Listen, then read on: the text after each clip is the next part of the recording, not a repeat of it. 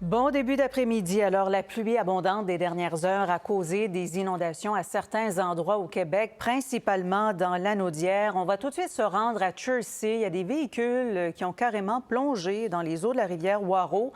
Soulagement, par contre, l'automobiliste recherché a été retrouvé sain et sauf. Donc, Gabriel, on a terminé l'opération remorquage. Qu'est-ce qui se passe là en ce moment sur le terrain? On est en train de procéder à des travaux. Oui, donc on est maintenant en phase de justement réparation de la chaussée ici à Chersey parce que comme vous l'avez dit, eh bien il y a eu ces inondations, la chaussée qui s'est affaissée sous le poids des eaux. On est vraiment à Chersey sur l'avenue du Castor et on est à 50 mètres du pont du ruisseau Gour et c'est vers là que deux véhicules se sont affaissés sous le poids des eaux. Il y a deux personnes à bord d'un seul véhicule qui ont pu sortir de leur automobile, mais il y a une autre personne à bord d'un deuxième véhicule que lui, il était porté disparu et on l'a retrouvé aujourd'hui sain et sauf, heureusement. Mais bon, selon nos informations, il s'agirait d'une personne propriétaire d'un chalet dans le coin et comme je vous l'avais dit d'entrée de jeu, vous pouvez voir ces camions qui procèdent actuellement à la réparation de la chaussée parce qu'un peu plus loin, au nord, eh bien, il y a une cinquantaine de résidences qui sont toujours enclavées. Alors, ce que nous a dit la ville de Chersey, c'est qu'on en aura pour au moins 6 heures de réparation. Je vous invite à écouter là-dessus la ministre France-Hélène Duranceau qui était sur place, suivie de la mairesse de Chersey. Bien, écoutez, il y a une crue des eaux qui est importante. Là, on est soulagé parce qu'il y a une personne qui manquait à l'appel qui a été retrouvée. Je tiens vraiment à saluer le travail là, et le leadership de la mairesse Joly ici à Chersey, puis toutes les équipes de la ville. Les gens sont à pied d'œuvre là, pour déployer les mesures d'urgence. La suite des choses, vous pouvez voir qu'on a déjà des équipements qui sont sur place. Nos services de travaux publics vont rapidement s'assurer d'être capables de réparer temporairement, du moins, le chemin, parce qu'on a une cinquantaine de citoyens qui sont enclavés de l'autre côté. Bon, la ministre Duranceau, qui est députée du coin, donc en cette période de crue printanière, c'est important de demeurer prudent sur les routes, là. Oui, et il y a de nombreux automobilistes qui, justement, parcourent des chemins comme celui-ci, donc avec, justement, des routes où il y a beaucoup d'accumulation d'eau. On peut circuler durant la nuit. Alors, il y a justement un automobiliste qu'on a rencontré qui dit avoir dû dormir dans son véhicule parce que son automobile est resté coincé, justement, dans la chaussée. On peut écouter ce qu'il avait à dire. On retient des leçons, des fois un petit peu trop de confiance ou peut-être un petit peu de la nonchalance de dire, bon, la route, GPS me le confirme. Mais ce matin, tout le monde le connaît, le terrain ici, puis ils me disent, non, c'est juste du VTT. Fait que, et combiné avec une pluie qui était forte, combiné au mois d'avril, la fonte des neiges, bien, il y a plusieurs intrants qui se sont fait qu'une situation qui était moyenne est devenue quand même assez inconfortable. Alors voilà, Véronique, on suit la situation de près ici à Chersey, mais il y a aussi d'autres municipalités qui sont aux prises avec des inondations légères. Le ministère de la Sécurité publique parlait d'un risque d'inondation allant de faible à modéré. Bon, bien, très bien. Merci beaucoup, Gabriel. Et justement, on va parler donc de ces autres municipalités et régions qui sont touchées avec Joshua Ménard-Suarez. Il est porte-parole à la Sécurité civile. Bonjour, Monsieur Ménard-Suarez. Bonjour.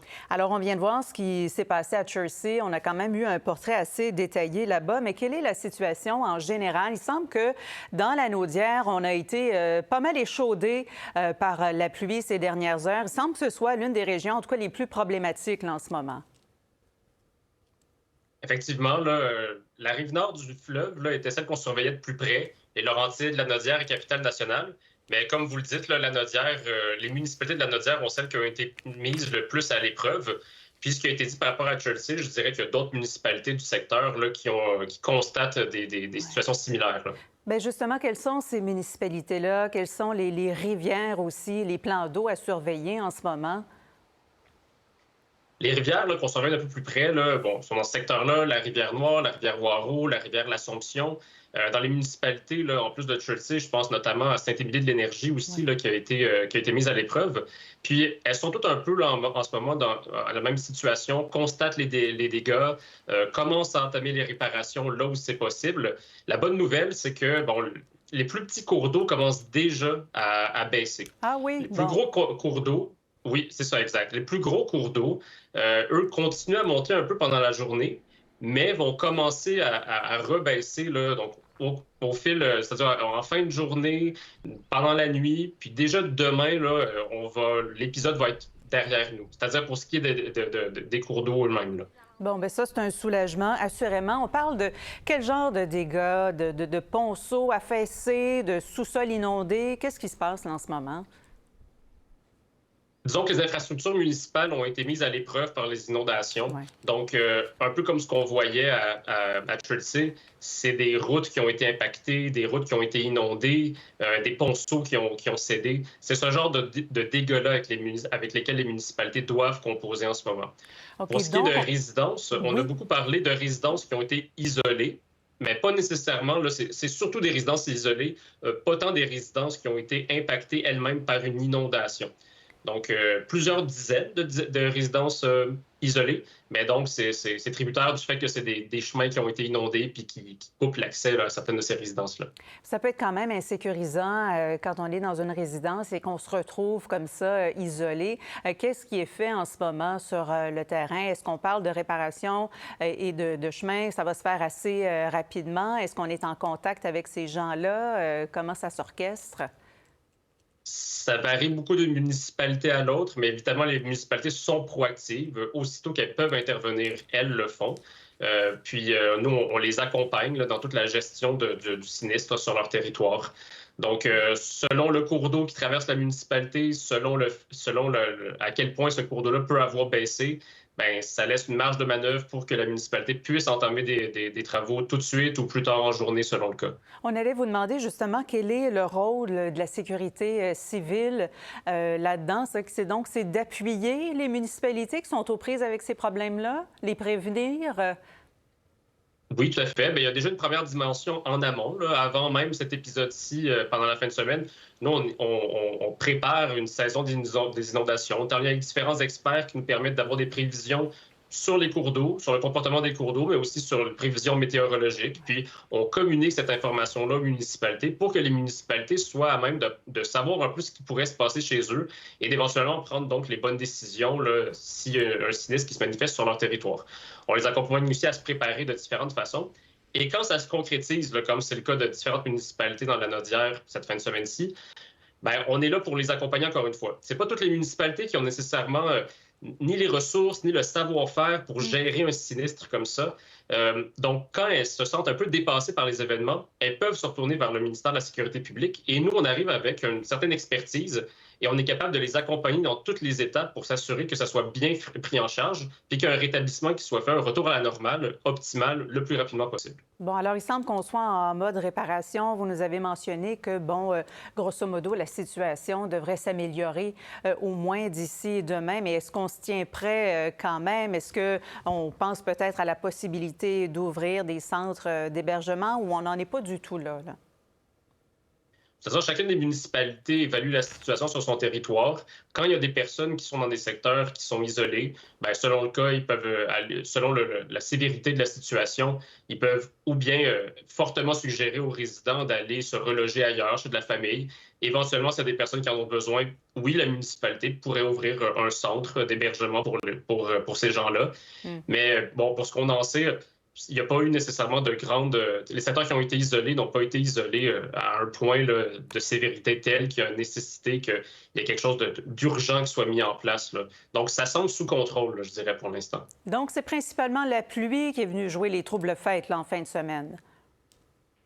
C'est la combinaison de deux facteurs. Donc, les précipitations qu'on a reçues un peu partout au Québec, mais ce qui faisait qu'on surveillait d'un peu plus près la rive nord du fleuve, comme je vous disais, Laurentides-la-Naudière, capitale nationale, c'est que c'est dans ces régions-là qu'en plus de la pluie, il y avait le facteur fonte de neige qu'il fallait prendre en considération. Okay. Et puis, c'est la combinaison de ces deux facteurs-là qui a fait en sorte et qui fait encore en sorte que les niveaux des cours d'eau augmentent. La neige, il n'en restait plus beaucoup là, ailleurs au Québec, mais dans ces secteurs-là, il en restait encore beaucoup. Mais comme je disais un peu tantôt, la bonne nouvelle, c'est qu'après le système qui nous touche présentement, en début de semaine prochaine, il n'y aura pas d'autres précipitations. Donc oui, les cours d'eau qui auront gonflé vont continuer à avoir un niveau qui va être encore relativement haut pendant quelques jours, mais ça va toujours en diminuant. Puis vu qu'il n'y a pas d'autres précipitations qui sont attendues, bien, ça va être favorable à ce que toute l'eau, le surplus d'eau qui va avoir été accumulé, bien, s'écoule progressivement sans qu'on voit un retour, là, si on veut, d'une situation comme celle qu'on vit en fin de semaine. En tout cas, à court terme, court, moyen terme, c'est à ça que ça ressemble pour l'instant, les prévisions. Ça regarde mieux, bien tant mieux. Monsieur Ménard-Suarez, juste en terminant, parce qu'on s'est beaucoup concentré sur l'Anaudière, donc les autres zones à surveiller, peut-être qu'on a parlé brièvement des Laurentides. Vous avez aussi mentionné la région de la Capitale-Nationale? Oui, tout à fait, en raison, encore une fois, de la combinaison de facteurs de pluie et de neige. Mais dans ces secteurs-là, la situation est meilleure que celle que dans l'Anaudière. Mais c'est un peu le même principe. Les cours d'eau ont réagi aux précipitations à la fonte des neiges.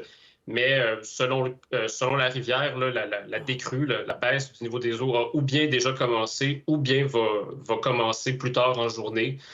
Donc, d'ici demain, là, la situation devrait se résorber. Puis ben là, ce qui va rester, effectivement, c'est pour les municipalités de continuer à constater les dommages, puis d'aller de l'avant avec les réparations. Alors, on leur souhaite bon courage. Joshua Ménard-Suarez, porte-parole à la Sécurité civile. Merci beaucoup d'avoir été là. Merci à vous. Bonne journée. Vous aussi.